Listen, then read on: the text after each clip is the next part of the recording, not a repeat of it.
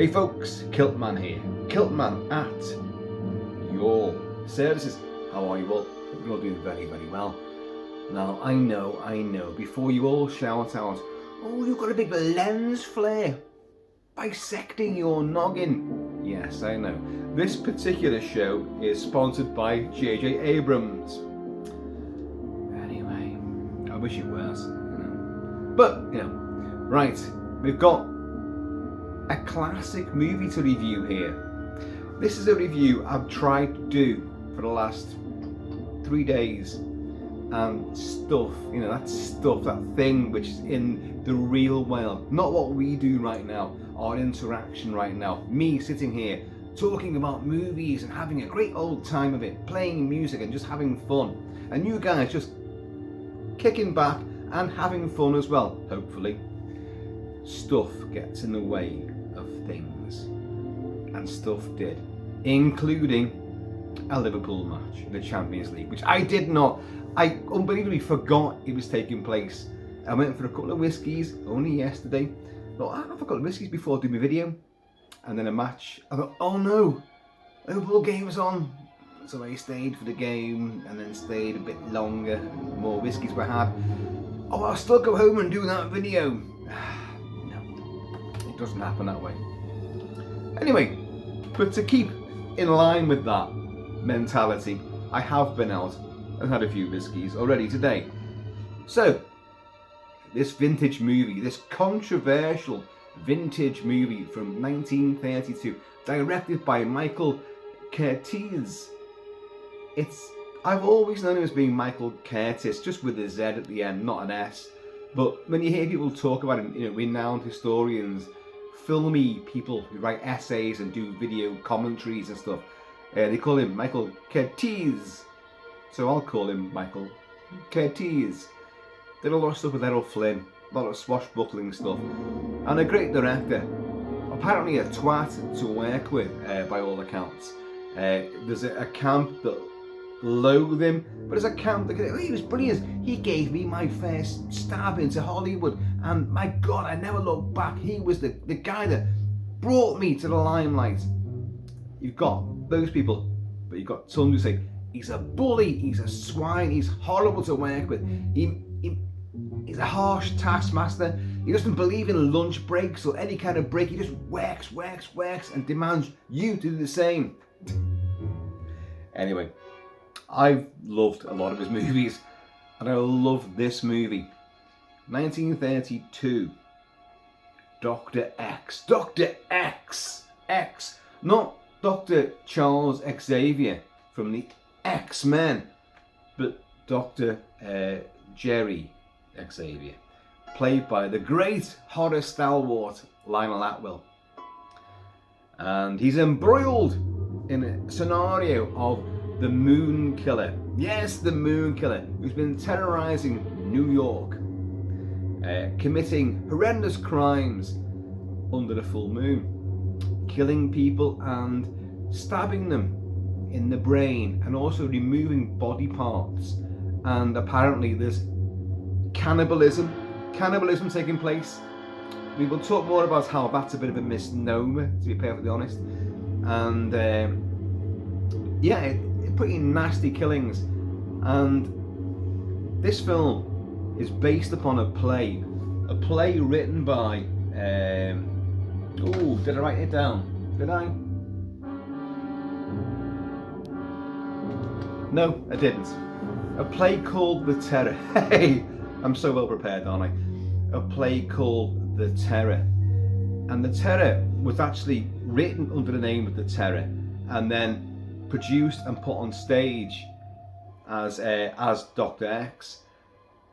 And at the same time that was playing, and Warner Brothers bought the rights to make the movie of this, starring Lionel Atwill and, well, we'll come on to the rest of the cast, but Fay Wray, King Kong, of course, the mighty lungs and vocal cords and other bits of Fay Wray. She stars in this as well.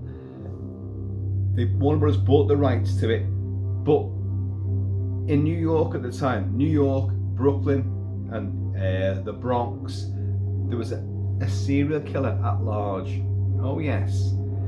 But don't go thinking Jack the Ripper. So this is, you're talking like 1930, 31, and then obviously 32 when this film came out. And this guy called Triple X, believe it or not, Triple X, not that Triple X, and he was killing men and claiming that they were agents of some. He was an agent of some foreign government who was executing people that had done their country wrong. But he captured these people in Lover's Lane or secluded places where it's a man and a woman in a clinch, and he'd shoot to death the man and then abduct the woman. But contrary to popular belief, he did not rape or abuse the women. He would escort them to a bus station with a note which he'd written for the police and the authorities, saying like, look, this is the job I'm doing, and there's going to be 13 or 14 more. I'm going to do this. And these notes became quite celebrated. And but he didn't harm the women. In fact, he even said in some of these further notes, look, I'm incredibly impressed by the bravery and spiritedness of these women who've just watched their fella being killed and then being abducted, but they've fought back and they've been resilient, and I'm impressed by them. Anyway, this was the case that was going on at the time, which invigorated the play The Terror, aka Dr. X, which then led to Michael Curtiz and Lionel Atwill and Fay Wray making this movie in 1932. The real life case has fuck all to do with the plot of this. Nothing. It just added notoriety. It gave the play and the film a bit of added, oomph, a bit of chutzpah, because oh my god, there's real killings taking place. In reality, that serial killer, I think he killed about 3. That's it, tops. He threatened 14, but only killed about 3, and then disappeared with a farewell note. Captain Kronos there. Yes, can you see him? Caroline Munro, can you see her? Of course you can. So Dr. X, filmed in 2-strip Technicolor, and Warner's had a contract with Technicolor. They'd done, I think, 2 movies before, including one called Runaway, right before this, with 2-strip Technicolor. And they had, Technicolor had this contract: you cannot make any black and white print of this movie. Don't do it. You've got sole rights to Technicolor, and that's got to go everywhere.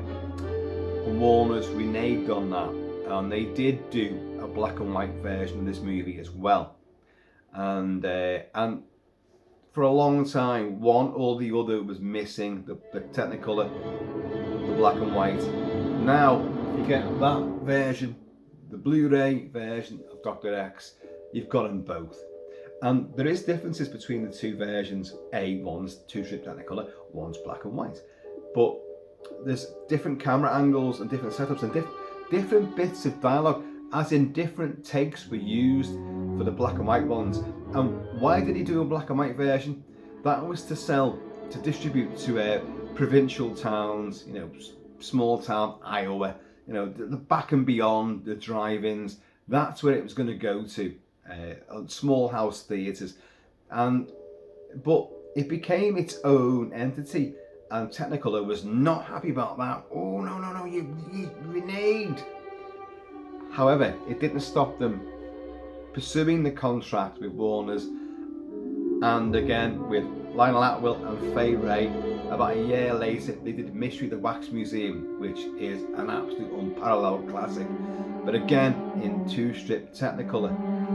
So what do we mean by 2-strip Technicolor? I mean, you guys have seen this movie, of course you have, and you know what it means.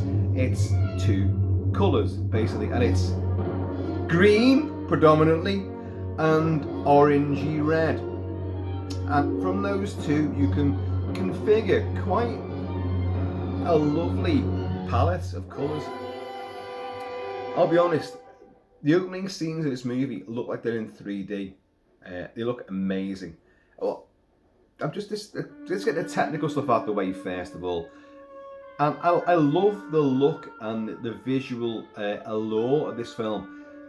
You don't get blues. There is no blue in the movie whatsoever. No blues in this movie. And you look at the clouds, look at the sky, and it should be like blue and the full moon with blue clouds, but it's all very green. But it adds this weird cast to it, which I find quite appealing for a lurid sort of EC Comics. This is before the EC Comics came out, but it's a very similar sort of story. This film also came out before the Hays Code came out. So, not only do you have killings aplenty, and you have a brothel in there, so prostitution. You have liquor is in there. This was made during the Prohibition era. Prohibition was about to come to an end, and everyone knew it. So they do have, there's a couple of characters who are imbibing of spirits. One, gin, mother's ruin, and it's clever because they foresaw it. They knew, look, we can't get done for this because it's going to come to an end. You have cannibalism. You have, not so much rape. They mention this a lot in reviews. Rape's in there. Rape is not in this movie, but sexual deviance and really bizarre medical practices are in there a lot. The whole film's about that. And obviously psychosis, lunacy, it's all in there. There's a lot of controversial stuff, and it's quite vivid as well, and quite explicit and graphic in some ways for its time. So it was very controversial, and in lurid technicolor as well. It just it heightened everything. I first saw this movie when I was a kid, and I saw it on British TV, terrestrial TV, and it was in black and white, and it blew me away because it's got the horror angle, it's got a haunted house angle, it's also got a sci-fi angle to it, and it's so just twisted and dark and bizarre that it's brilliant. When you watch it now, and I watch it now with a much more movie-educated mind, and I see the enormity of the plot holes, the size of the plot holes, the lunacy and idiocy of the story itself. It doesn't matter. It doesn't matter one jot. I love it because it works on so many great vintage levels. It's pushing the boundary, pre-Hays Code of course, and you love that sort of thing. It brings in a lot of elements people don't like, and in this movie, well, we're going to come on to it, the comic relief. 1930s and 40s really trying to balance out the horror with comedy. It could be a comedy double act, it could be one guy, usually one guy who's the wisecracking one, the pratfalling one, the idiot, and you've got it in spades with one guy who really, you're either gonna love the film despite him, or you're gonna hate the film because of him. And it is one of those, it's Marmite in that respect. But we'll come on to all that. So anyway, Dr. X. Dr. Jerry Xavier, played by Lionel Atwill. You've got the moon killer murders in New York. Light of a full moon. Anyone could be killed. Man, woman, even a woman who's lying in a hospital bed. You don't see this, you get told about it. In a hospital bed, lying after really life-saving operations, and she's all over the show. The moon killer got in there and still killed her. That's quite horrific. And the film starts off with our nominal hero. Yes, that wisecracking, supporting comic relief character of a reporter for the new, what does he work for? The New World or something? The Death Star, something like that. Some big fucking paper. And his name is Lee Taylor. And he's played by Lee Tracy, and he looks like Jeremy Renner. Yeah, he does. And he has one of those buzzers in his hand. You know, you wind it up and you shake hands and goes, and like people think they've got electric shock. He's got one of those. He is the novelty supporting hero of this movie. Everything he does, you've got exploding cigars, you've got skeletons at the closet, you've got all sorts of things which he's working with. Just props, just pratfall stuff, and he's got this fucking buzzer, and you're like, Jesus Christ. But another murder's taken place. A scullery maid has been taken, and the modus operandi of the killer is strangulation and then stabbing into the brain with and this I still find quite ridiculous. A particular brain instrument called a scalpel. A scalpel. We have mountains in the British Isles that sound like that. You have the Mount Snaefell. Scalpel. Oh, you mean a scalpel? It's a scalpel. But why would you call it a scalpel? They make it sound very exotic. What they do. The police, the cops, have got the new body, and they call in Lionel Atwell to examine the body. He said, yes, it's been stabbed in the brain with a scalpel. It's a specialised instrument. He gives it loads. There's evidence of cannibalism, and you're like, oh fucking hell. And it's one of those body on a slab, and the shroud is pulled up. They're looking underneath, and like, you don't see it, of course, but it's still kind of grim when you see things like that in movies, because your imagination just kicks in. Sometimes less is more, and vintage movies, it really works that way. You're like, oh no, what did he do again? With what? A scalpel, you say? A scalpel? Now, while he is conversing with the coppers, the local rosary, and they're going like, do you think this is another victim of the moon killer? Well, it's the same modus operandi. There's scalpel to the brain, organs removed and flesh removed, and strangulation. Yes, I would say so. And they say, like, well, doctor, don't you have a medical research academy for people who work with brains and things? Do you not think that maybe one of your pupils, students, or even member of your staff could be doing this? That's ridiculous. It's ludicrous, I say. How I know everybody there. They're the pillars of community. They're fantastic people. They wouldn't do anything like this at all. Well, we don't give a shit, doctor. We're going to come and investigate you and all your crew. So there. And they do this. But in the meantime, our boy, Lee Taylor, as he's managed to, because he got wind of, like, in the docks. And I said about the two-ship Technicolor.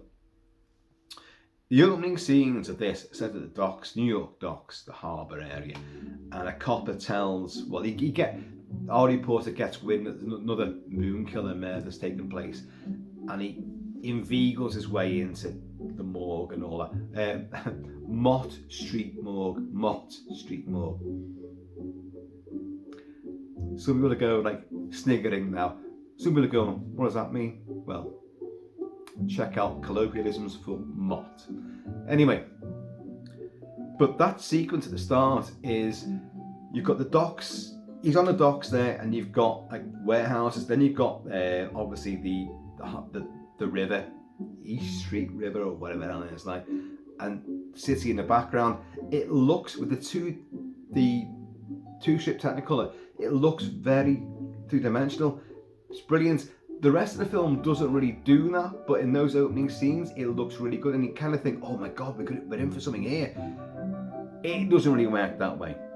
Anyway, our boy Lee, when the cops have said, like, look, we're going to investigate everyone in your academy, well, I think it's wrong, but they're all pillars of the community. But no, we're going to do it. You either help us or we're going to just go invade your place. Well, I tell you what then. Give me 48 hours. This is what the Dr. X is saying. Give me 48 hours and I will find out. I will prove to you all that no one who works for me in my academy is guilty of this crime. 48 hours. I have the tech to do so. Yeah, right. Okay, we'll give you 40. The police are giving, it's their investigation into a slew of murders, and they're going to give a guy that they actually suspect might be involved in this. He knows scalpels and brains and stuff about bodies. He could be the killer. Certainly people he works with could be the killer. So, but they're going to give him 48 hours to do it. Like, it's great. But as the camera follows them all out of the morgue with tons of bodies on gurneys, as the Americans call them, gurneys, all toes with little tags on them, one with John Doe on it, suddenly leaps up, and it's our boy, it's our reporter, our roving reporter has snuck in there, having been given the gen by the coppers, corrupt coppers who, I'll tell you a bit of backstory. In a great early sequence there, when he gets told about it, the copper says to him, like, do us a favour, Lee, will you just walk on down the street? I don't want anyone seeing me and thinking that we know each other, you know. Oh, fucking charmed, I'm sure. But no one likes reporters, do they? No one, especially back in that day. So, but he gets up, he was in there, so he's overheard the whole thing, which is brilliant. He's in there like a shot, so he's our conduit into what's going to go on. The whole thing could have been like just murder mystery, but you bring in a guy from the outside, and at the time, in these movies, there was always a reporter, a journalist, and I don't know why the vogue was for that. Maybe because the press was just really in charge of everything. Nowadays, media is in charge of everything. It's not so much papers, like tabloids, it isn't that. It's social media and TV journalism. But anyway, it's the same sort of ethic anyway, or lack of ethics. So he's heard it all. And Professor X, Dr. X has said, look, I want no press involved in this. He's actually genuinely said this. I want no press involved in this. This could destroy my academy, my reputation. Oh, don't worry, the press will know nothing.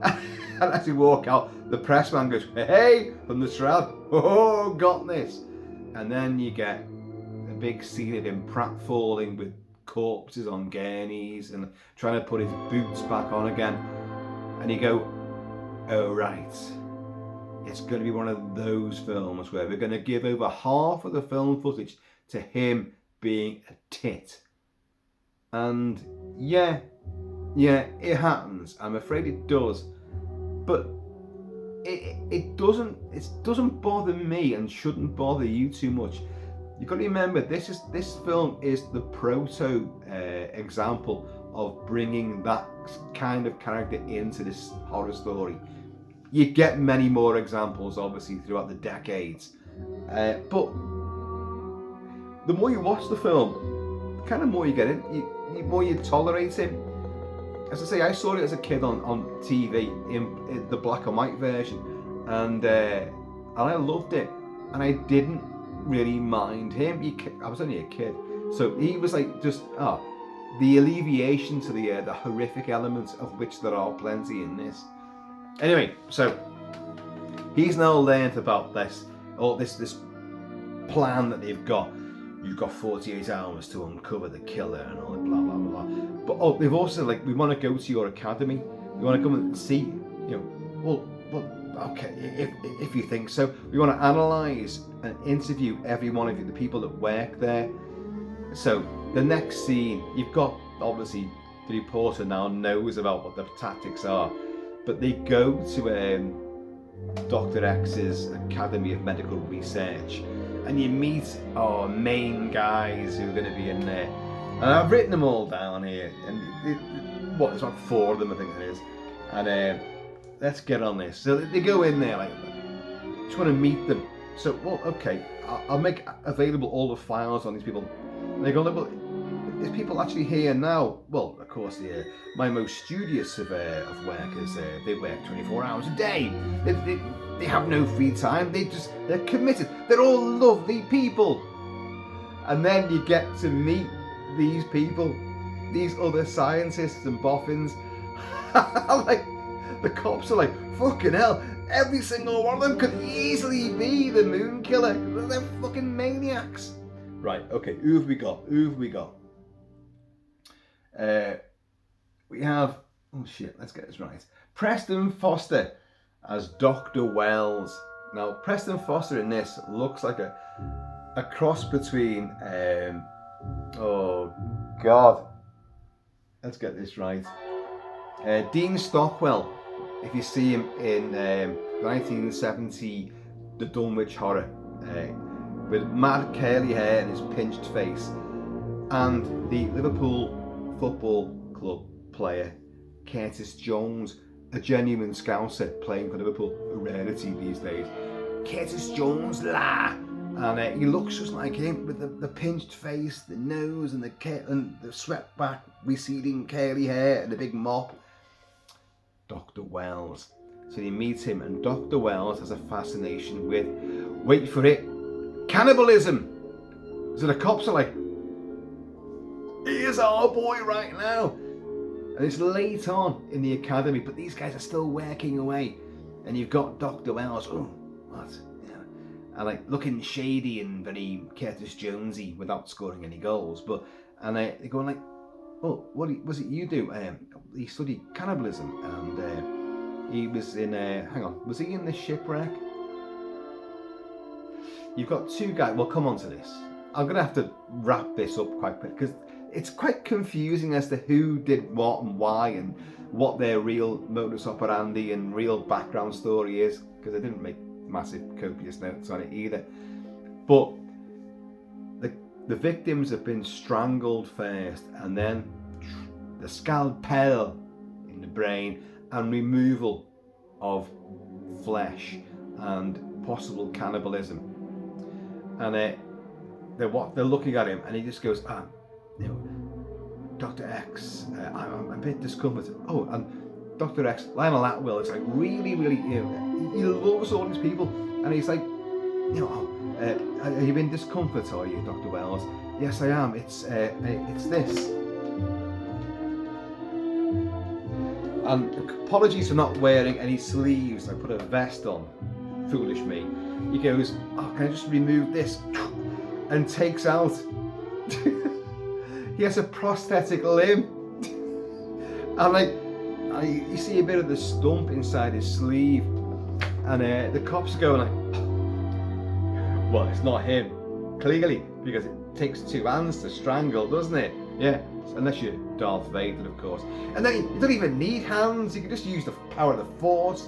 But you still make the gesture. Yeah, I can do this. Yeah. But they go, it's all right, Dr. Wells. We've seen enough now. So off they go. But Dr. Wells is like with his big mad curly hair and sort of feral face. Then they go and meet. After that. Well, they meet another bunch of doctors. I'll give it. You have Dr. Haynes, who's a brain grafting specialist, and you know, like Dr. X, I have this and blah blah blah and this, and I think he's the one who's a bit of a porn aficionado. He goes, I was just relaxing in my room when the cops turn up, like, and like you see him with like a book like that, it's sort of behind a shroud but lit up in green behind this sort of curtain. And he goes like that, puts the book away. I was just relaxing, you know. And they go like, they open his book and it says French art. It's clearly porn. And they're going like, relaxing, hey. So again, pre-Hayes, you could never have shown anything like that. It doesn't show anything at all. Oh, I should say, earlier on, our reporter has made a phone call to his editor, his night editor, about like, look, there's been another victim, and I'm sussing out Dr. X and his crew at the academy are under investigation, and like he's going, well, you've got to follow this, follow it up. And but where they made the phone call from, a brothel, yeah, and it is a brothel. You could not, after this movie, you couldn't show anything like this at all. So you got women in lacy stuff and big books. And May Bush plays the Madame. Now, May Bush would be in a lot of Laurel and Hardy movies afterwards, usually playing Oliver Hardy's wife later on. She put a bit of weight on, like, but she's great in this. And he makes a phone call, Artie Porter makes a phone call, and he gets a coin. He's like, oh, I've got a coin back there, brilliant. And the women are at the bar, like, and he's going like, oh, hey, ladies, and then, oh, hey, forget it, you know. And he laughs and he walks out. They're all hookers. And also drinking is there as well. It's prohibition, as I say. So this film's breaking a lot of taboos, a lot of stuff. It mentions cannibalism, you've got liquor, and you've got prostitution. That's already, it'll go beyond all of that. But it's great, it's great. So you've got, you've met Dr. Wells, hand removal, Dr. Wells. You've met Dr. Haynes with the brains. You will meet Dr. Carew. Sorry, no, his real name is Arthur Edward Carew, but he plays Dr. Rowitz, who is a Teutonic, you know, he's Germanic, he's got a monocle, and he's got a big scar on his face, and he's like, when you see, hello! Dr. Rowitz, this is the police, New York Police Department. Devil! He's got a black monocle on, like, and this scar down here. And witnesses to the most recent moon killer slaying said the guy had a disfigured face. So there's right away they're like, it's him. Now, Dr. X has told the coppers, listen, you know, two of these guys, you know, they ask before they go into laboratories, they say like, what do we know? What should we know about this? Well, I don't know much about him, except for this. He was cast adrift, shipwrecked off Tahiti whilst doing a project there. And for 24 days he had no water. And no water, no food, no provisions. And when they found him, he was delirious. He was with another man as well. And they're going like, really? And like, but there was a third man whose body was never found. And then you meet another doctor. And you go, what about this guy? Well, remember I said about Dr. So-and-so with who was lost, shipwrecked, and the missing body? Well, he's the other guy he was shipwrecked with. See, he's got two guys there in his crew who were shipwrecked, and they clearly, suspicions were they ate the third guy to survive. They had no food for 24 days. They ate the other guy. But the official story was he died and he threw his body overboard before they were rescued. So, and monocled Teutonic mutineer. His speciality is the full moon, the powers of lunar potency. It can control the seas, it can do this, the power of the moon, and there's a full moon. He's looking at it like that, and it's all cast in green, and he's like, oh, he's getting a bit of a hard on, like, and he's like, you know, the big Germanic hard on, and like, it's like, imagine what it could do to a lunatic's brain. Oh wow!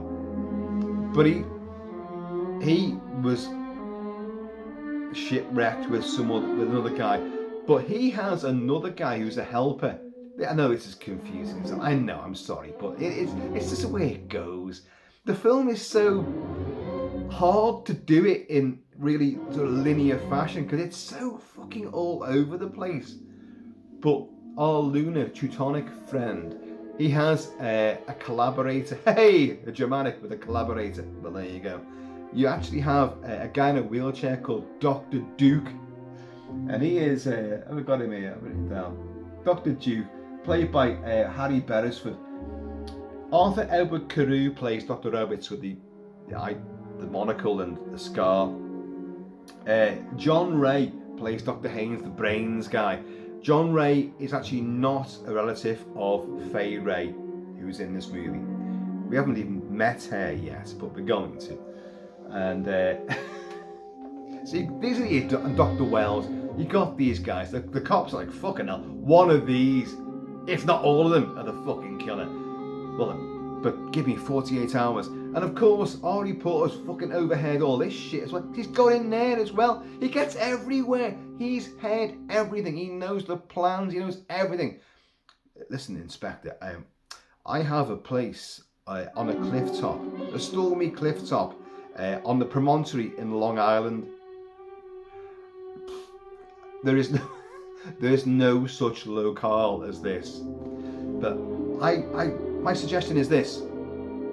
Give me 48 hours, I will uncover proof that none of these people are the murderer.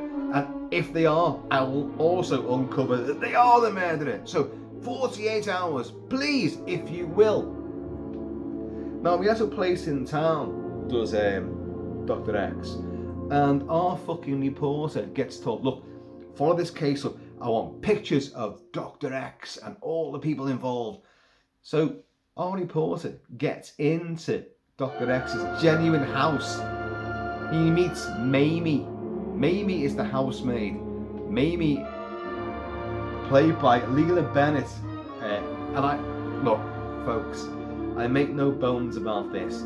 Even though Fay Ray is in this, I kind of fancy Mamie, Leela Bennett, who's a lot older than Fay Ray at the time, and she's got a pure New Jersey accent, and if you don't like that, it's gonna piss you off. Now, I like that accent. Who's the girl in The Penguin recently, playing Sophia, the big bad girl anyway, I forgot her bloody name now, and she's outstanding. Carlito Milioti, something like that anyway. She's brilliant, but she has this really brazen New Jersey accent. It's a toiki and all that. It's really, it's brazen, and I love it. And Mamie has this, and our reporter bribes his way in there with a bunch of flowers and all that, and wins her over and gets into the house. He's trying to get pictures and, obviously something of the family, Dr. X. And he finds, in the sitting room, he finds great portrait pictures in frames of the daughter Joanne, played by Fay Ray. And he breaks the frame and gets the picture out, puts it in his pocket, and then he sees a picture of Lionel Atwill playing Dr. X. But it's a publicity still from Hollywood. But Lionel Atwill's just like that. It's a publicity shot, and he takes that as well. Now, before anyone goes like, "Oh, these things are so horribly staged," I'm of a certain age now where my grandparents and people I know who were a couple of generations ago, you went to their house, you'd have pictures of them and their family, and they wouldn't be smiling. They wouldn't be like us going and all this kind of shit, like pissing about. They would be framed pictures, the photographer took time to take those pictures with poof, flash bulbs and all that, and they'd just be like really serious, po-faced, visages. So, although the picture of Fay Ray and of Lionel Atwill are publicity shots for Hollywood, which is what they are, it's actually not wrong, because they would have had pictures like that, which were just totally, no smiles whatsoever, just very serious. So he nicks both of them, but Fay Ray catches him. So, do you live here, do you? And he's like, he's pissing about, and he's like, well, yeah, of course I do. Would you like to take a seat? Can I get you a drink? And clearly he fancies it. She's like, why have you got a picture of me in that pocket there, and a picture of my father in your pocket there? And he's like, what have you done? And of course, he's already written a story up about this. So they suss him out on this, and they fucking kick him out. But he now knows that they're going to go to the cliff top mansion for Dr. X with these other doctors who are suspects in the Moon Killer murders. So he's going to get in there, and he does go there. He goes there via horse and carriage. Very Dracula, very, arriving at Castle Dracula in the Carpathian Mountains in the deepest, darkest heart of Transylvania. And this is fucking Long Island. But it's great, it doesn't matter. And he arrives there. You gotta remember, he was given a cigar by a copper on the dockside earlier on. And he's already done a trick with this fucking hand buzzer thing. The hand buzzer, you wind it up like that, but it goes zzz, and people think it had an electric jolt. They haven't, it's just spun round. And he wears this. Why would you wear that? Anyone does that shit to me, they will wake up with their jaw on top of their head. Like, zzz, go, fuck off, Do you think you are? Fucking tosser. Buzz on this, motherfucker. And I'm like, but it's a gag that he uses, And he's sitting outside the mansion house, and he gets sussed by Fay Ray again. What are you doing here again? And she pulls a little automatic out of her garter belt, perhaps. And so she's armed. But you can forget about that. She will never use that weapon, and you won't see it again.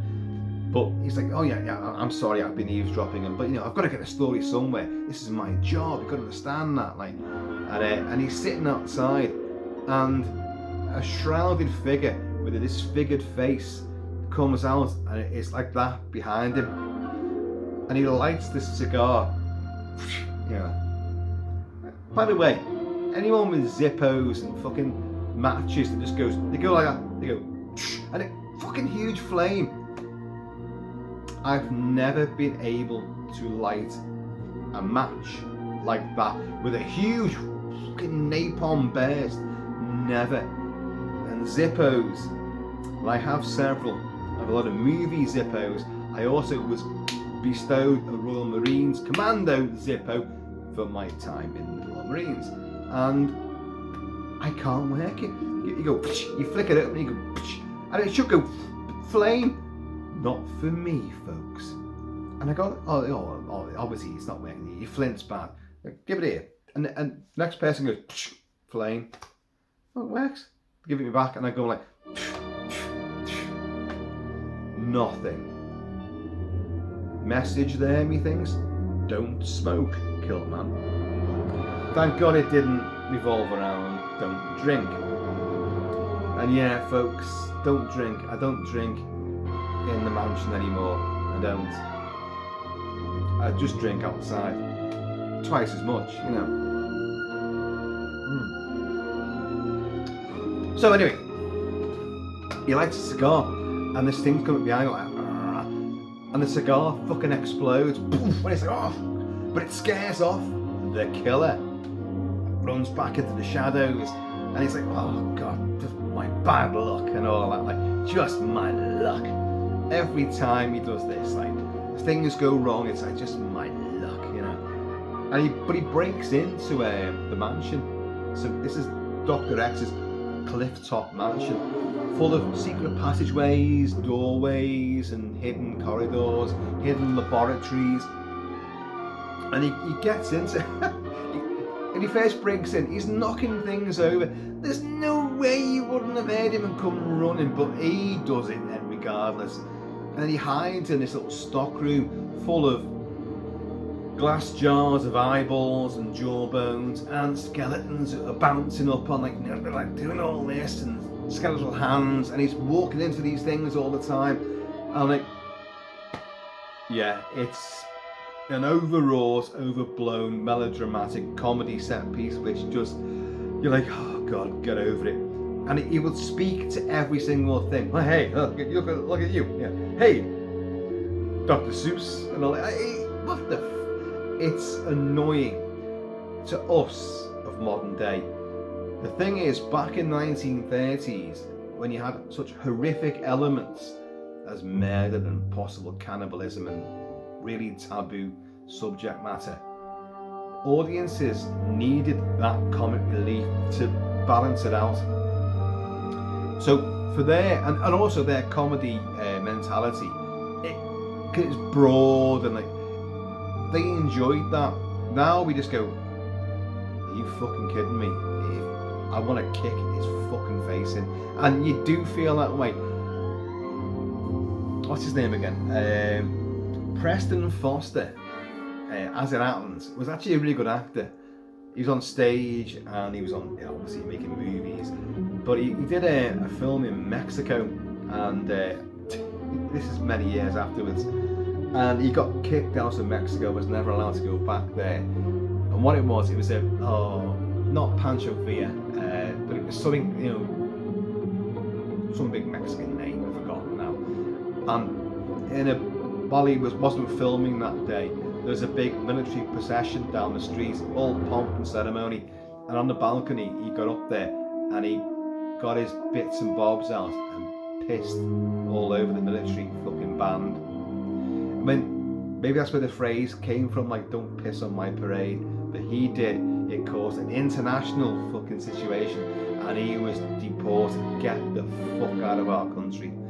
So, Preston Foster playing Lee Taylor, I've got to think about that. I'm like, my God, they could have fucking shot you, but they didn't. So he's a character, and annoying as he is in this Jeremy Renner sort of pugilistic sort of face, like he's been hit a few times. He's not a good-looking guy, but he's not horrible either. But he's likable. It's just that his scenes of comedy go on a little bit longer than you need to. Take out a couple of gags and you could be fine. He's almost like he's like a one-man novelty store with his buzzer, exploding cigar, skeletons bouncing around, and also the pratfalls and other props he's using. Like William Castle in a couple of decades time would have loved him. He'd have been ideal for the William Castle gimmicky horror movies. So he's in this room, and anyway, with skeletons hiding away in there. But we get to know what Dr. X's plan is. He's told these other doctors, look, the police think one of yous, maybe even me, is the killer. Well, I've got a test which will make sure that it'll prove our innocence, or it'll prove that one of us is. So I'm going to wire us up to these big electronic chairs that they've got. And I've got all these dials and tubes and chemicals and things, and I'm going to have a reenactment of the latest murder, which would be the skull he made at the start of the movie. We'll have a reenactment of that, and the real culprit will have some kind of psychosis at the memory of what they did, and there'll be evidence there. It doesn't make one bit of sense, not one fucking bit of sense. They get wired up, they're sitting in these chairs, and there's a stage. And when the curtains go back, you have waxworks of all the Moonkiller's previous victims are standing there. They're not waxworks, they're actors standing there and trying not to move or breathe. And the reason why you've got real actors there is because they did do waxworks, but Technicolor, two-strip Technicolor, requires exceptionally bright hot lights. So people are suffocating. Lionel Atwill, the great Lionel Atwill, in his scientist smock, his white gown thing, he said, when I wore it, I was dying in the heat. And when I took it off between takes, I couldn't pick it up again because it was that hot under the lights. So what happened to the waxworks? They fucking melted, didn't they? Literally, it was Mystery of the Wax Museum. They fucking melted, So they had to put actors in there. And it still works. But you've also got to ask yourself, so hang on, Dr. X, only earlier today, or was it last night, you came up with the idea of, I want 48 hours and I will find the culprit, or prove the innocence of everybody here. Where the hell did you get the time to make waxworks of all the fucking murder victims and rig up all this shit as well? With an experiment which you never knew you'd have to do. And yet, he got all the gubbins for it. It's absolutely ridiculous. But hey, just go with it. So, what I should have mentioned, he has a butler, you know. Yes, Otto. Otto the butler. Otto is played by George Rosner. And this guy, straight away you go and killer, murderer, monster, look at his face. And he's taking the piss out of Mamie. Mamie, who's the maid, remember? I'm like, I like her. She's older, the makeup on her is a bit, you know, but I just love that New Jersey accent, and I just love her mannerisms. And but she's there. She doesn't like the house on the hill because it's you know, it's all dark and sepulchral and weird and bizarre. And but Otto, the butler, they want these two to reenact the latest murder. So Otto's going to play the moon killer, and poor Mamie's going to play the victim. It's like, I don't want to do that. You know, his hands around my neck and all. It's brilliant. But he's taking the piss out of it. So like Mamie, you know, and he's got loads of shadow under his eyes and a pinched face. He looks really sinister. You're meant to think that. And but he over-eggs it as well, and he keeps goosing it as well, like, you know, put his finger up him. Oh wow, so and he backs it into a fucking machine which sparks into life. She's like, ah! And Lionel Attenborough's like, what are you two doing? This is serious business, you know, stop prattling around. Go and kill her on stage and frighten my guests. This is serious, you know. It's fucking genius, isn't it? It's so stupid. And so he does do this, and Mamie has a really, really bad time of it. She gets strangulated, and he's going for her. And you've got all these guys who are strapped up to the tables and the chairs, I should say. And you've got this big glass tube thing, and he's got this chemical that looks like blood. Now I said two-ship Technicolor doesn't show red. Well, it actually does show red very vividly in this sequence. Because it uses like, it's red and green is what you're seeing, but red's diffused. So you got lots of oranges and browns, all offshoots and ingredients of red. But red comes to the fore. This fucking thing, when the killing, the fake killing takes place, and it goes through this tube. You think it's blood? It's like really thick, deep red. Whoa, going up, and you know, and the power goes out. The power goes out, and suddenly, you know, there's a scream, and the doctor, the Teutonic doctor with the black monocle and the scarred face, he's dead. He's been stabbed in the brain with a scalpel. Now, folks, Dr. Wells, the guy who's like a specialist in cannibalism, the guy with the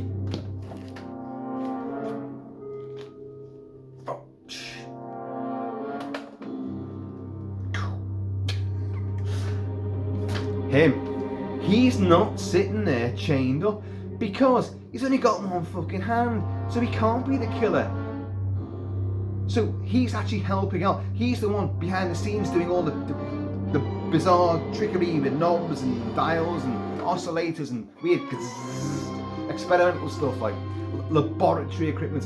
I should say now that Kenneth Strickfaden's gear from Frankenstein and what would be in Bride of Frankenstein is part of them are used. He was involved in the manufacture of the gear you see in Dr. X. He's uncredited, but he did supply all the machinery and all the oscillating things and I don't know, buzzy weird things that flash and make strange noises, and the glass jars and tubes. He does all of those things. And but Dr. Wells is exempt from sitting there because he's only got one hand, So they find, oh shit, what's his name? Dr. Rowitz. Dr. Rowitz has been killed. And the thing is, it was his tube that went red. they're going, that's the killer. But no, it can't be, because he's dead. And he's been killed the same way, with a scalpel through the brain. Where's Dr. Wells? Where is he? And then Dr. X goes off to Dr. Fucking hell, there's too many doctors in this. Is there a doctor in the house? Yes, there's too fucking many doctors in the house. It's like a hospital. Dr. X goes after Dr. Wells, and then you see Dr. Wells come crashing through one of those big, floor to ceiling length glass doors. Comes through with a big lump on his head. And he's like, Dr. Wells, what happened to you? I was working the machinery and someone called my name. Next thing I was hit and like, oh God. Like anyone's going to believe that story. But hey, you've only got one hand, haven't you? So you can't be the killer, can you? No. Oh, Dr. Wells, that's such a shame. So you've got a dead body now. The killer's been there. Oh my God, he's here. He's one of us. He's definitely one of us. We must do the experiment again. The next night, because it's a full moon, obviously. It's important as well. And but they move the body to like another secret room, and they will Joanne Fay Ray will walk in, and she'll see behind it another green shroud, the silhouette of a figure, pulling the shroud back from the corpse, and obviously and she's like, another scream. No, but it's her dad. It's Lionel Atwill. We can always trust him, can't we? Not in any other movies, you can't. It's always a bad guy. Except here. Oh, spoiled this, damn it. I ruined it there, didn't I? Couldn't help it. It's like, Joanne, I was just checking to make sure that the killing was exactly the same style and modus operandi. I've used that phrase several times in this video, and I hate repeating myself. I just hate repeating myself. I just hate. Yeah, you got it. And I was making sure. She's like, "Are you sure, Daddy? You sure, Pops? You weren't eating any part of that?" He wasn't. And they go, he's like, listen, I will escort you back to your bedroom. Don't worry. And but they turn around and there's someone else there leaning over the body. They're like, it's like, Joanne, just leave now. And it's Dr. fucking whatever doctor. Another doctor's there. Like, it's like, Doctor who?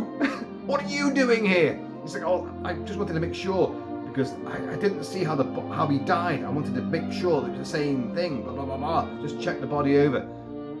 Okay, so you're getting all these suspects. It could be him. It could be you. It could be that.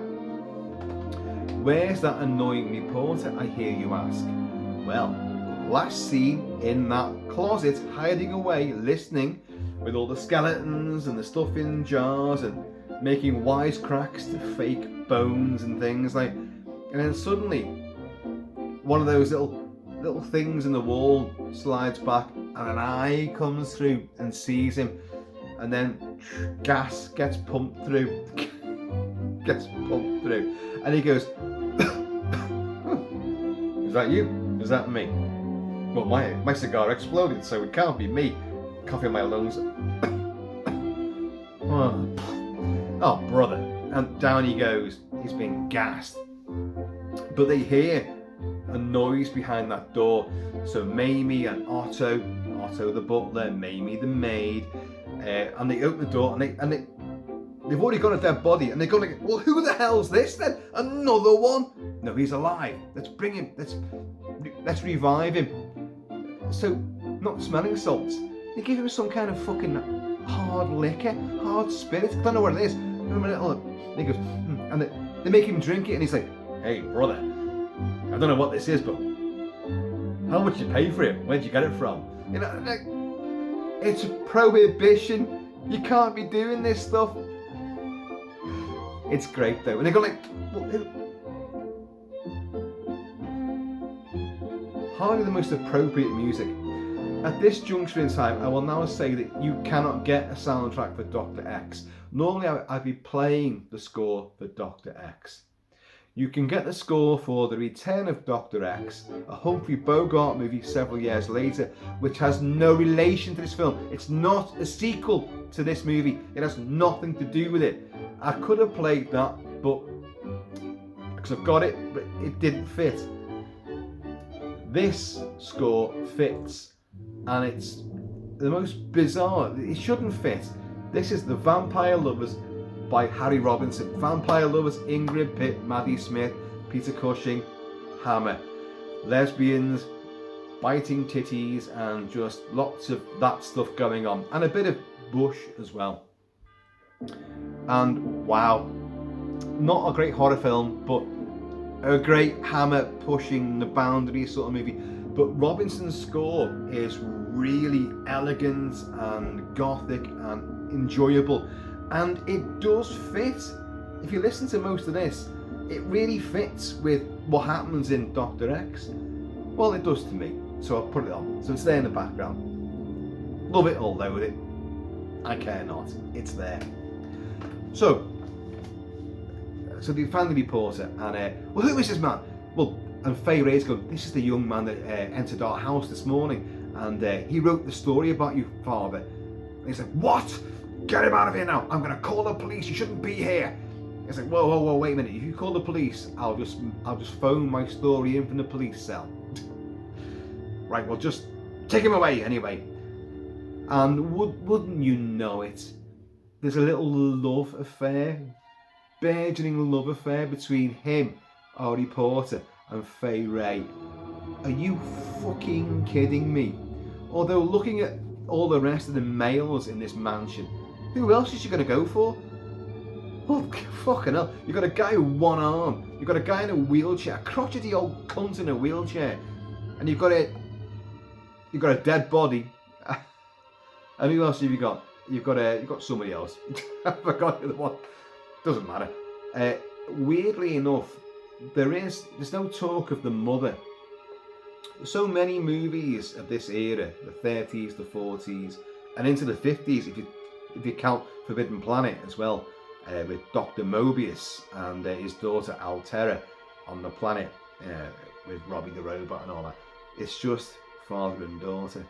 Now in this, when they find that doctor whatever looking over the dead body, and he's like, look, I'll sort this out. Listen, daughter, go back to your bedroom and go lock the door, go to sleep. Sweet dreams.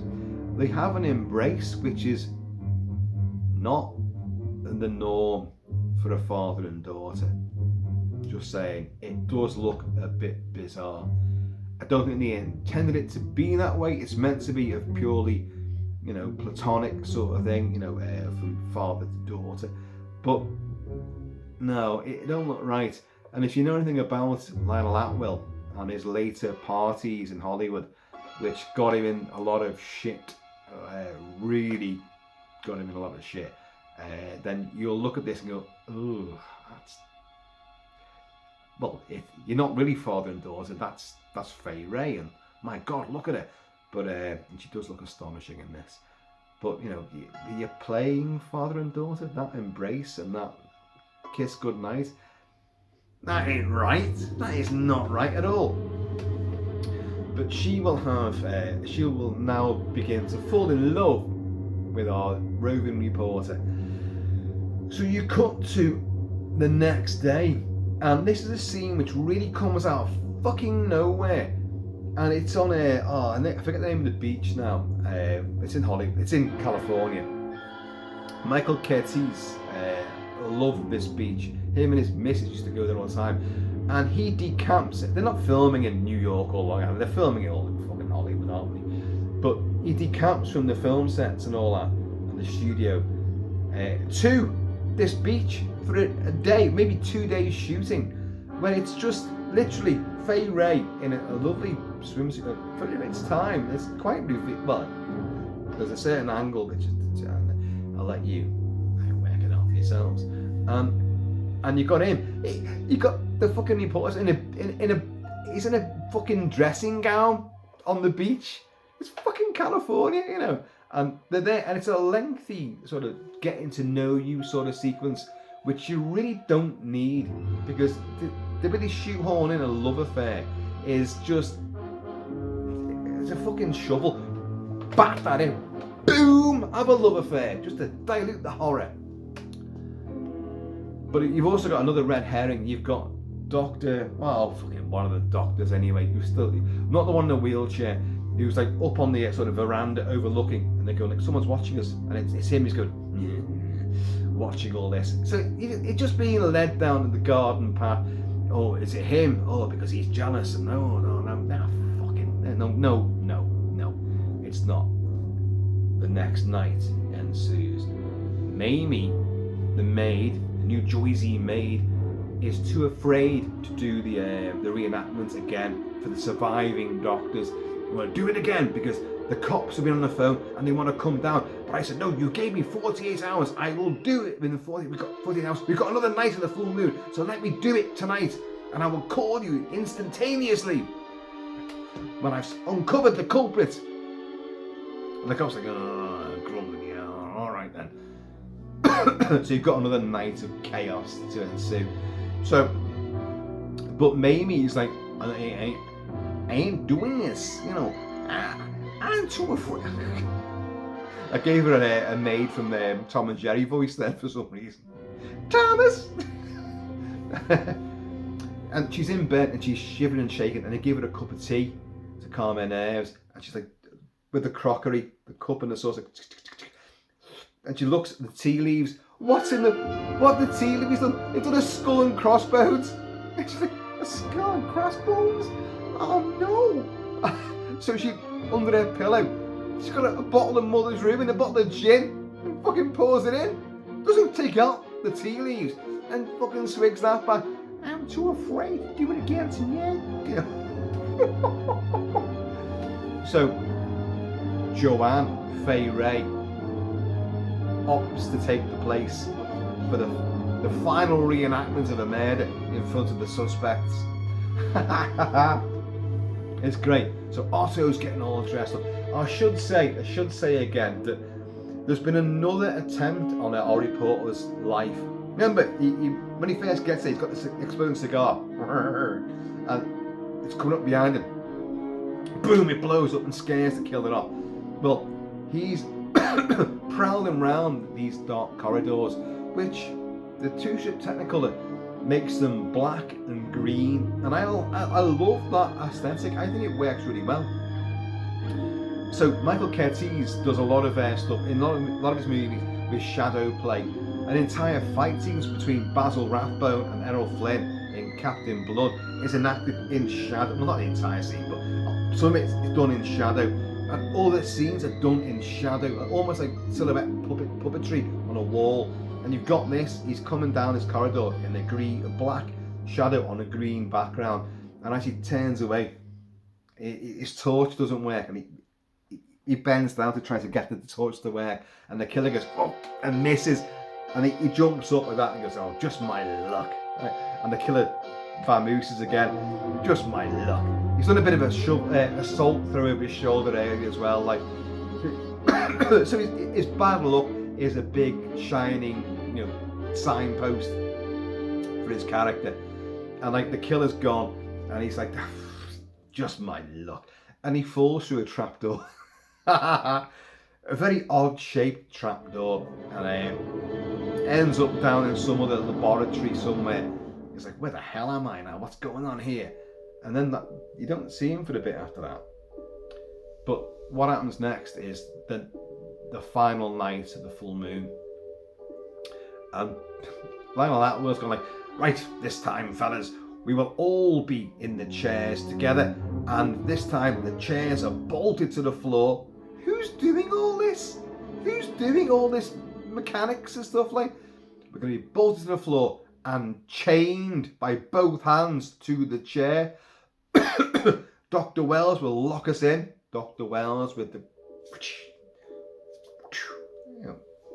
And who does so? And Fay Ray's going to be on a gurney, and Otto's going to come in as the killer. Right, okay. So they get chained up there, and then he's sitting there for what must be fucking hours, whilst the real killer, who?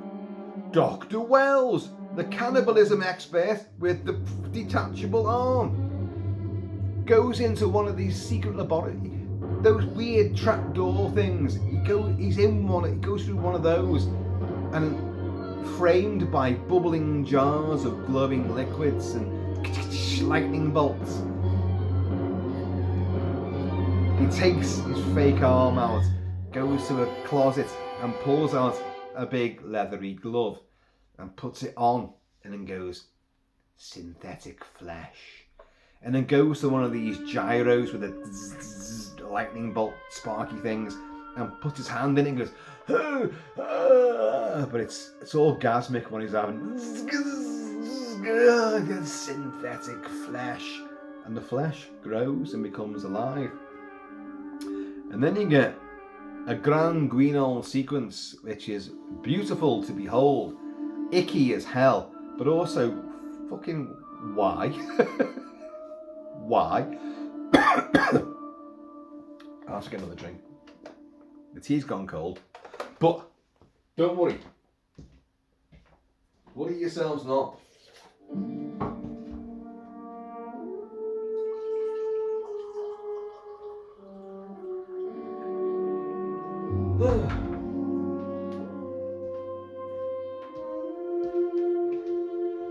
The beauty of putting tea into a teapot with a cozy on it, it keeps it warm for fucking hours. And all you guys who make, I put the bag in the cup and that one there, but then you've got to boil the kettle again to boil it.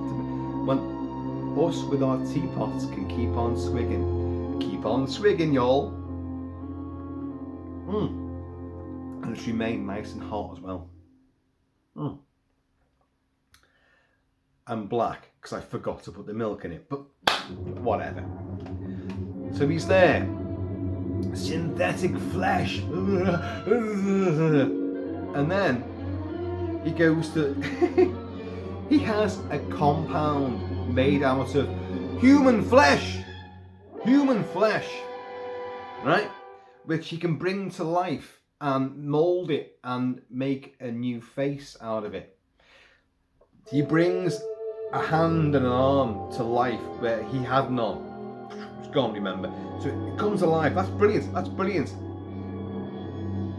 Why then does he smear this shit all over his normal face, his Curtis Jones face? Why does he smear it all over that and slick it all over his hair as well? He's got big mad curly hair. Why does he slick it all over his bonds like that and then mould it and shape it into, well, something akin to that? He looks, at one stage, he looks like a cone head. His head goes into a big fucking cone like that. And then he shapes it again with big, well, more like this, with big, massive rubbery lips, a big bulbous nose. And he puts like a wig on it with a big fanny centre part. And he looks, in his final appearance, after this transformation, he looks like, do you remember Quasi from the Disney animated version of Hunchback of Notre Dame? He looks like that. He was normal to begin with. All he had to do was fake his arm. Why did he fucking change his face? Why? It makes absolutely no sense. But it is a very frightening sequence. When I was a kid, before I first saw this movie, I had all the horror tomes, Dennis Gifford and Alan Frank and all that, and so many other people. And there was loads of imagery from Dr. X, which was a film which, at that time, back in the late 60s, early 70s, wasn't seen very much. They had to find prints of it, and but these stills existed, and it's a lot of them. This is the lost shot from Dr. X, and it's the big cone head, and you're like, oh my god, it does look horrific. It looks like, just pure cave monster thing, like, and like, wow, you're like, oh Jesus, that's the monster. But he was normal. Why does he do that? And he shapes his face and then puts a fucking wig on and then puts his hood and cowl on and all that. Why does he need to do that? Okay, disguise himself being the killer. Yeah, okay, but that's not the point. He says, waggling a pointing finger. And then you got Otto's getting dressed up, the red herring sinister butler. is getting dressed up as the killer, the pseudo killer, and in the background, the door opens and these misshapen hands come around and like, hello. This big fucking grotesque rubbery face comes out and goes and gets him. And weirdly, Otto, what's his name again? Oh God, George Rosner. He's put his robe on like that, and he's going like, I swear to God, he goes. He's about to turn. So the killer must stink, stink of shit or something, shitty clay, synthetic flesh, you know. And he gets him by the neck, and then you see Otto get strangled, throttled in shadow. Again, Michael Curtiz with the shadow play. So he gets done. So our boys, Daddy, Lionel Atwill, and the other two doctors are chained. Can you see how this could never fucking work? Really bad strategy there. We're chained to our chairs. And oh shit, that's the real moon killer. Because Fay Ray's like, and then her lungs unleashed and it's like King Kong's just suddenly appeared. King Kong would come next. She did this before King Kong, and then she would do King Kong and The Most Dangerous Game at the same time, screaming again aplenty. Most Dangerous Game is fantastic. Filmed on the same set in the night time. They were shooting King Kong during the day. They shot Most Dangerous Game at the night time with the same stars, and fucking awesome movie. I will cover that one day. Or have I already? I may have done, I can't remember. I've definitely covered King Kong. But where was I going with that? But she unleashes the scream, and her dad's going, oh my God, it's the real moon killer. And they're chained to the fucking oh God, what idiots. We're gonna watch my daughter being killed. Oh shit. And he's like all this kind of shit, like, and they're going like, well, it's the killer. Where's Dr. Wells? But the killer can't resist. There is no Dr. Wells with his big rubbery lips. There is no Dr. Wells. And like Lionel Atwill suddenly goes, you know, they're chained to the arms of the chair. It's like, it is Wells. You are Wells. Well, yes, I'm Wells, and my name will be remembered forever. Why?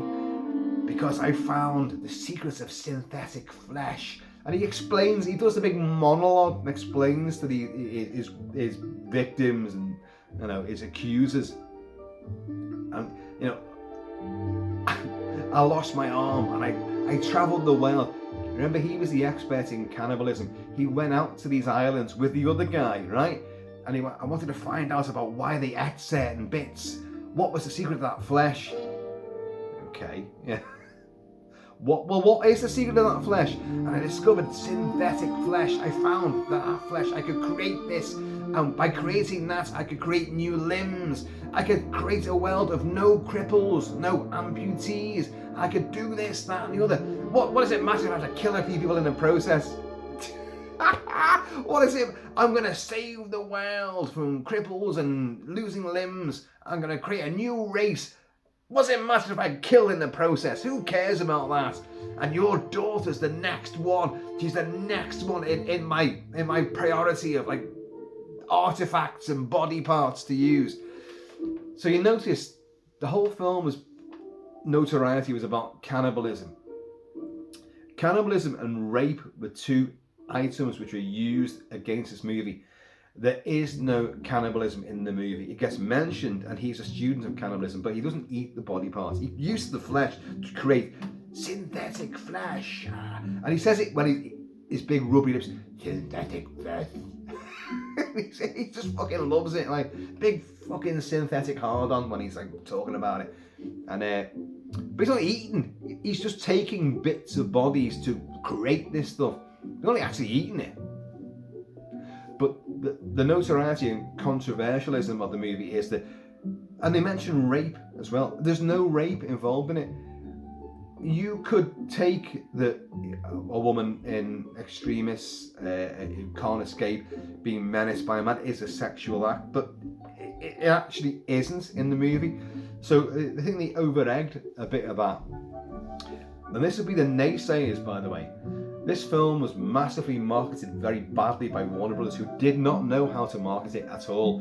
They showboated it as a bizarre comedic romance in the most mysterious of circumstances, meaning the reporter and Fay Ray. What? Well, you could be forgot about the moon killer and all the science and the brain scalpel and all this kind of shit. You forgot about that. It's a romance. It's a comedy. It's a bizarre comedy. They completely fucked it all up.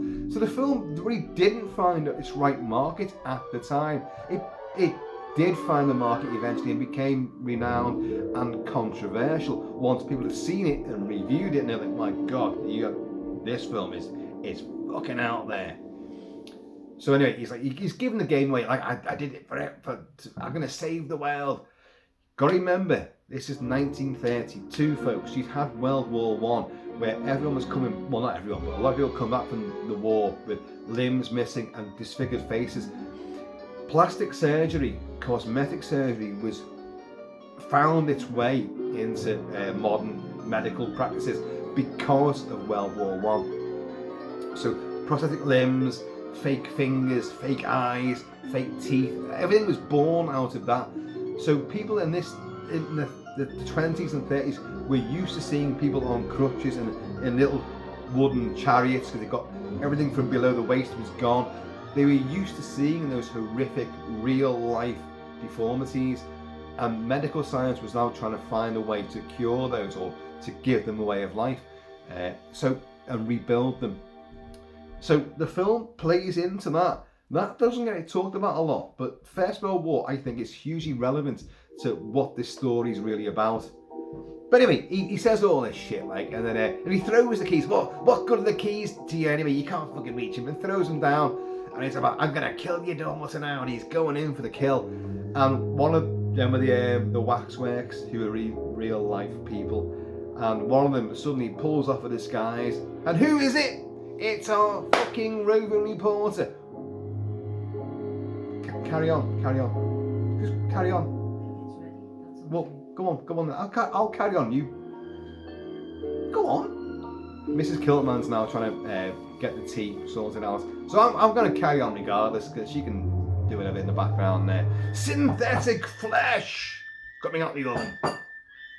So our opening reporter he's already disguised himself a couple of times before. Don't forget, as a body in the morgue, in Mott's morgue, and suddenly he leaps at our boy, at the killer, and the two are a fucking great fight. And I don't know if stuntmen were used in this, because having looked at it a few times, like, it looks like Preston Foster is doing a lot of this stuff. Whoever the guy's wearing the makeup, it certainly isn't. Hang on a minute.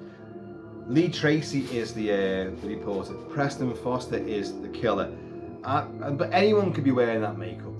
And let's just say right now, Max Factor made the makeup for this movie. Max Factor, yeah,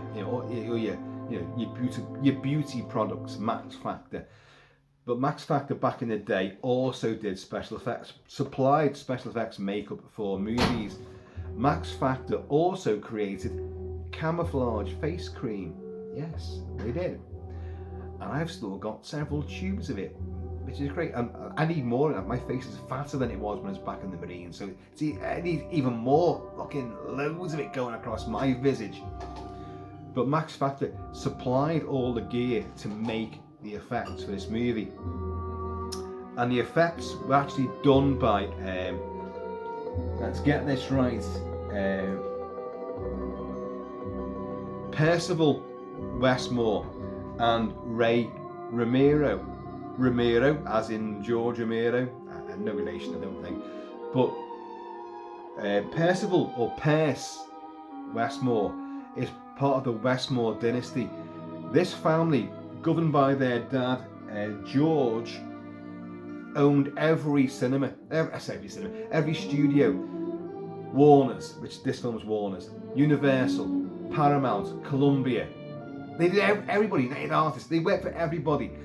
And George Westmore educated his kids a whole slew of boys in the arts of filmic special effects and makeup, to the point where his kids all became more famous than him. And in the last throes of his life, he became disillusioned. This is the father, the patriarch of the Westmore dynasty. And he said, like, well, I'm being forgotten. Everything I ever did has been forgotten about. My kids are now superseding me. So what did he go and do? He committed suicide. How did he do it? He poisoned himself with mercury. Exactly, the horror of that. It took him 4 days to die in unbearable, excruciating agony. What a doofus! You know, want to be proud of your kids? Jesus Christ. Having said that, Bud Westmore is infamous for being a Billy Buddy bullshitter. He created the Creature from Black Lagoon costume. Oh no, he didn't. And I've covered that movie a lot. I've reviewed it and I've discussed this particular story a few times as well. I have forgotten the Disney animator that actually did create the costume. It was a woman, and he shunted her out the way whenever the press came around, and he made out that he did it, and he didn't do fuck all with that costume. She designed it, she created it, and other teams built it. He did nothing on that. So he's a cunt, that guy, and he deserves to be called a cunt forevermore for the way he really monopolised it and became really famous because of it, and he did nothing at all to do with it. But anyway, Percival, or Perce Westmore, does the makeup. Max Factor supplied all the ingredients and he made the mask. So all the smeary stuff and the big cone head thing, which is the most frightening thing about it. But then he puts the Quasimodo fanny-headed mask on, and that is a mask, a genuine big bulbous mask. So whether you've got Preston Foster is actually inside that, I don't know. But either way, you get a great sensational final fight between the reporter and the monster, the moon killer, and it's fucking great. He destroys his waxwork, imitation, and then launches, and the two of them tussle around. They fall downstairs, they get thrown downstairs, and our reporter lands on his back on some stairs, then gets picked up and held against the banister. He gets picked up physically and thrown through a wooden double door.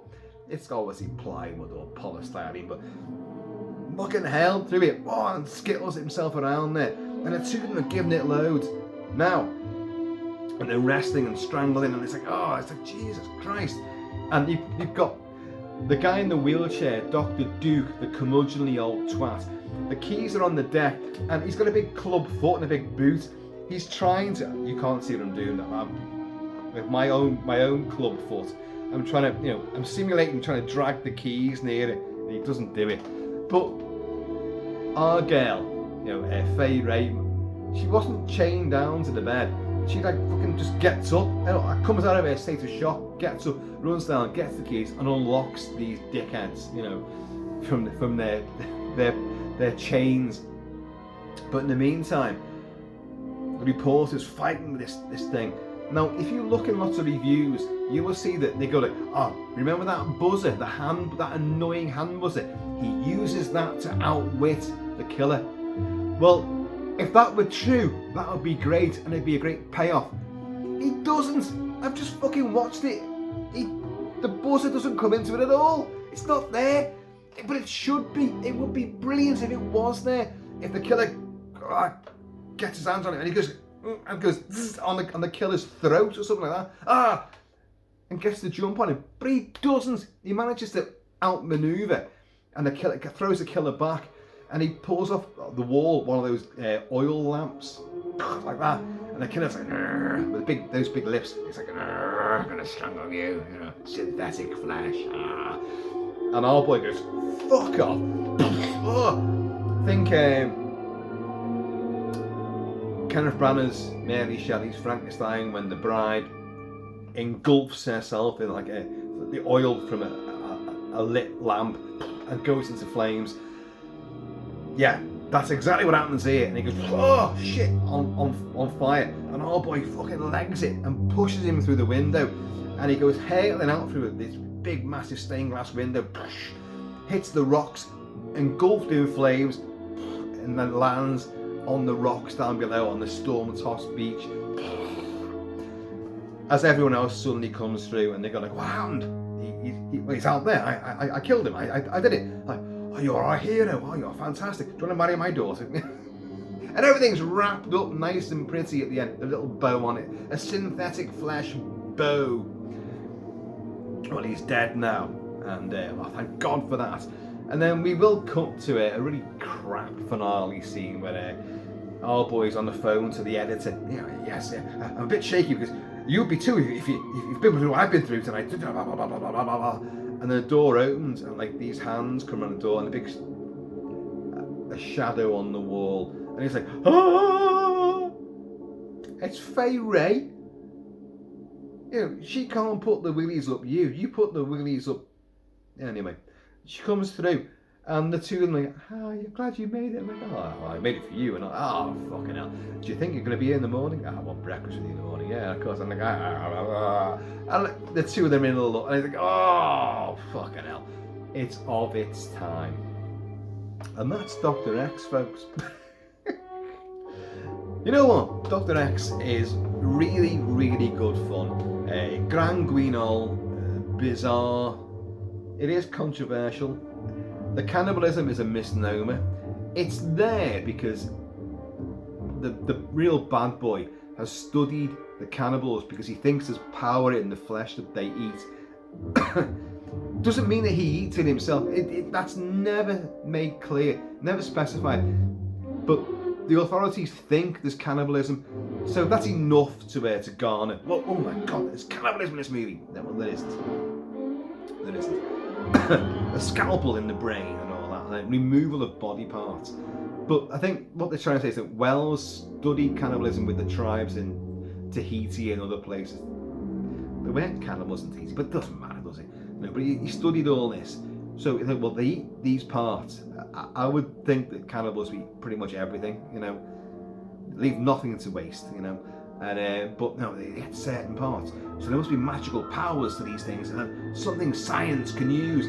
It's a big plot hole. It doesn't really matter.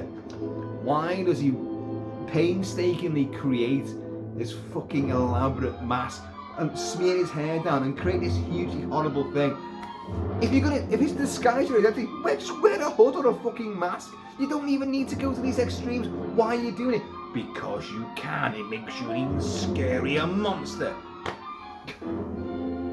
And he does look freakish, but it is that transitionary shot where he's got the cone and you see him framed by these bubbling jars of coloured liquids and the sparks going everywhere. And it's like, whoa, and he looks up and it's like, you go, oh. Now, if he'd stayed like that, it'd be more terrifying than the Quasimodo look that he does effect at the end. But anyway, here's what it is. The Strickfaden light show and all the jars and gyroscopes and oscillators is great. The two-strip Technicolor is brilliant. I love it. There are people that don't like it and say that it looks muddy. There's no blues. I think it's of its time. It's very atmospheric. Aesthetically, it's unusual, but it's garish, and yeah, I like it a lot. I think it works. Performances, Lionel Atwill is always fucking great value. Brilliant. All the rest of them, I think, the finger of accusation would point at any one of them. Like, you are the killer. Kill him now. Execute him now. Oh shit, he wasn't. Doesn't matter. He was still dodgy anyway. They're all really fucking freakishly weird. They are. So they all deserve what happens. Police procedural? There isn't really any. It's hokey jokey. The reporter, the roving wisecracking reporter, would become a huge cliche in a lot of these movies. And really speaking, you are getting it here first. So you can blame Dr. X for that, I suppose. But as much as like he's annoying, I do like him. Lee, what's his name again? Lee Tracy playing Lee Taylor. He does grow on you. There's so many other comedic sidekicks and supporting characters in a lot of these horror movies for the next few decades after this, which are so aggravating that they ruin the movie. He doesn't do that. He's actually, when you watch it, you're like, oh god, this scene's gone on too long. That's not his fault.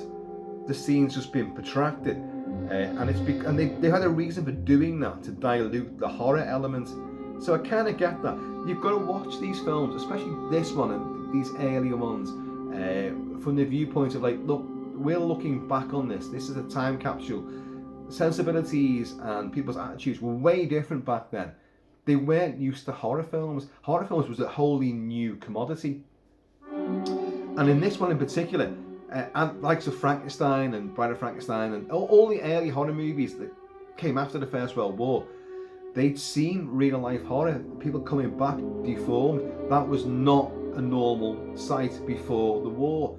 So suddenly people who were disfigured, who looked like monsters, and you're like, and people that you may have known from your town, your village, your street, your family, were coming back like that. Well, that's mind-blowing in every single way imaginable. So movies would definitely take this on board. It would osmose into movie making, and horror movies in particular, which would show monsters and humans in really horrible And Dr. Moreau, of course, is another massively favourite one, of deformed humans and human-animal hybrids. Frightening in its concept and its actual execution as well. Fantastic film, that. So you can see why this film gained a huge amount of notoriety, but then it kind of got forgotten about because the two versions, the Technicolor and the black and white. Technicolor was like, you broke our contract, but they didn't actually break the contract. They just filmed it as well. We're going to use yours, and that's going to go to all the mainstream cinemas, but the black and white one's going to go to all domestic small theatres and small towns. Technicolor is going to go abroad as well, which of course it did, and it looks amazing. The black and white version is filmed differently, but the vast majority of the film is exactly the same. But you can tell it's been done with different cameras, and there's different angles and a couple of different moments of dialogue, a couple of ad-libs which are different from our reporter. So it is two different films, and I first encountered it in black and white anyway, and it works perfectly well in black and white as a proper old 1930s horror movie. But the two-strip Technicolor adds a whole new degree of spectacular veneer to it. And that's the one I recommend. Warner Archives have released it on Blu-ray, and it looks amazing. The George Lucas family funded the restoration of this movie, and on that disc you have a restoration, before and after, and my God, the speckles, the spools, the sprocket burns and cigarette burns and all that, and all the damage to it has been removed. It looks phenomenal. You watch it now, there's a couple of frame jumps in between scenes. There's one early on where a bit of dialogue is slightly muffled and just missed slightly, but in the morgue it's very slight, and come on, it's from 1932, for Christ's sake. You can't expect miracles now. These films have gone through, and this film has gone through and been hidden. They found it in someone's vault, the Technicolor one, and we had to restore it again. So, and it is a genius thing they've done. You've got two commentary tracks on it as well, and I think you've got a mini documentary on the films of the horror films of Michael Curtiz, and it's all very good stuff, and I do recommend it, and it's nice and cheap as well. So.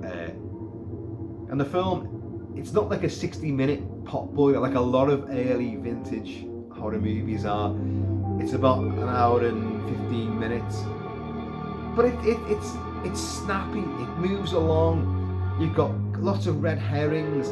Otto the butler, you know, he's fucking genius. He's brilliant. He's no frightening thing about it. And he's a good guy. But is he a good guy? The way that he's scared in Mamie, and I love Mamie. Oh God, I've got a thing about like 1920s and 30s flapper maids. We won't go too far into that. And even though she's older than Fay Ray considerably, and she's got too much makeup on, and that New Jersey accent will piss a lot of people off. I actually find it quite arousing. Well, I've said it now, I don't care. And it's a shame that she kind of drops out of it after the whole putting the gin in the teacup, and that she's kind of gone then. But the sets are great. Anton Grot did the sets, and the sets are amazing. I should have mentioned this before. People have probably trailed off by now. The sets are wonderful. When you look at like Warner movies of this era, they have more money than Universal. The sets on Universal are fantastic. I've always said this. They do it on a very threadbare budget and really maximise it. But Warner's just had more money and more elaborate stages and studio sets, so they were bigger and more audacious, and they didn't have to do a lot to them. Oh, we'll just use that one. We used it in Captain Blood. We'll use it again for this, you know. And recycling things and just putting more in. They look more expansive, a lot less in the way of miniatures. Like Universal used a lot of miniatures and very obviously studio bound sets. And I love all that, don't get me wrong. It adds to that quality, that atmosphere. But Warner's just, it's big. Everything seems bigger. The sets are bigger, the streets are bigger, the backgrounds are bigger, the rooms, the interior, everything is bigger and glossier. And it works in this movie as well. And it's brilliant. Despite the comedic elements to it, which can be aggravating, although you kind of get used to it, I think. I know I certainly do. The horror is quite stark and overt, and you know, when you get told that he killed a woman lying injured in a hospital bed, you're like, oh, that's fucking horrible. And he doesn't just kill women, he's killed blokes as well. So it's all there, and this whole icky stuff about like synthetic flesh, but it's driven him mad. Well, he's clearly mad to begin with, and you got the thing about they're all massive suspects. You've got the Teutonic monocled guy with a scarred face, you know, the Hitler, the moon, the full moon, the power of the full moon. It commands the oceans, and it can. If I can do that, imagine what I can do to a psychotic brain. And all. You wouldn't have these guys working in your medical facility at all, ever. They're all fucking deviants. They're all insane. And would you go and like work in an academy for Lionel Atwill, who from this point onwards in Hollywood movies would be a bad guy? He'd be a monster. He'd be a murderer. He'd be a villain. Murders at the Zoo, he's at his most sadistic, and this came shortly after this, and I love that movie. I've reviewed that movie on the channel as well. He's great. But he was a great theatre actor, English guy, theatre actor, and you know, movies, but in all genres. But then horror found him, and then to seek his way out of that, after a good 15 years of making horror movies, he went into just pure villainous mode. But he would always be a moustache twirling, you know, badass, you know. Yes, my dear, just come this way. Folks, Dr. X from 1932. I love these old movies. To me, they are as exciting as any new film that comes out. And I've seen these a million times, but you go back to them and they still have that frisson, that cozy feel to them. And yet some of them like this, ooh, that's pushing a few buttons. Oh, that must have really rattled a few cages back in the day, and of course it did. But anyway, I recommend it wholeheartedly. What followed, of course, would be Mystery of the Wax Museum with Fay Wray and Lionel Atwill. Fay Wray would do this, King Kong, The Vampire Bat, Mystery of the Wax Museum. Oh shit, I'm sure there was something else. It was 5. Did I write it down? Well, Dr. X, King Kong, Vampire Bat, Wax Museum. Oh, Most Dangerous Game, which I did mention before. Most Dangerous Game. And she then said, look, I'm going to be typecast as a scream queen here, and I don't want that. So she would stop making films like these and would go into more mainstream stuff, comedies and thrillers and romantic dramas. And so she would ditch the genre that made her. You mentioned the name Fay Wray. What's everyone think of? It's King Kong, obviously, you know. And it was her idea to go blonde for King Kong. She's brunette. I don't know how I was doing that because mine's fucking more fucking gingery, urban. It's urban auburn. It's its own colour, its own Kilt-Man vogue. And but she's like, no, and people go like, oh, that's racist now, because they're all black native girls that get sacrificed to King Kong with black frizzy hair. So, you know, and you want to be the American white girl with blonde hair. She said, well, no, that's the point. Kong's never seen that before. I'm white, and I've got shock white blonde hair. It's going to blow his mind, and it would make sense. Visually, it makes sense because she's strikingly different from everybody else in that jungle set. So, and it was her idea. It was her idea to do it. I think that's outstanding. And she was, you know, an absolute dreamboat of a girl. Unbelievably gorgeous, and a great actress too. A hell of a pair of lungs on her, you know. So folks, Dr. X, there you go. Take it or leave it, but it's vintage and it's a classic. And Kilty gives it 2 thumbs up for being ridiculously entertaining, despite a lot of shortcomings. Watch it in the 2-strip Technicolor. Having seen the black and white and the Technicolor owns it because it just gives a more dreamy sort of aesthetic quality to it. The colours are more, you get dragged into it more. The black and white is just, well, it's black and white, and from this time period they're all black and white.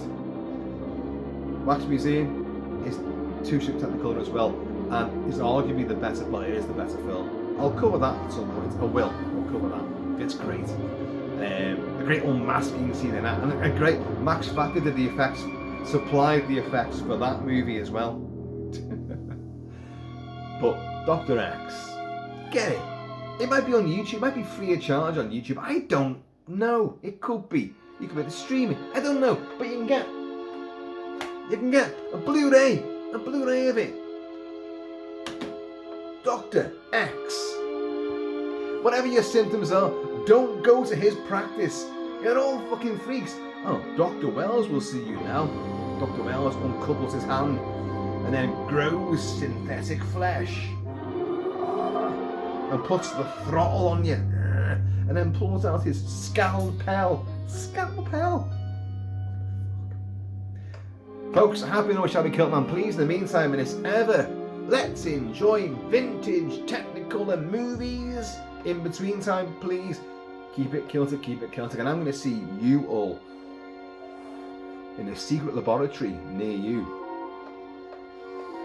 Later. Who built that house on the cliff top? That's Dr. Xavier's house. How did Wells go and get in there and build his own secret laboratory and get all the stuff in there? How? It's fucking stupid, but who the hell cares? It works. I'm out of here.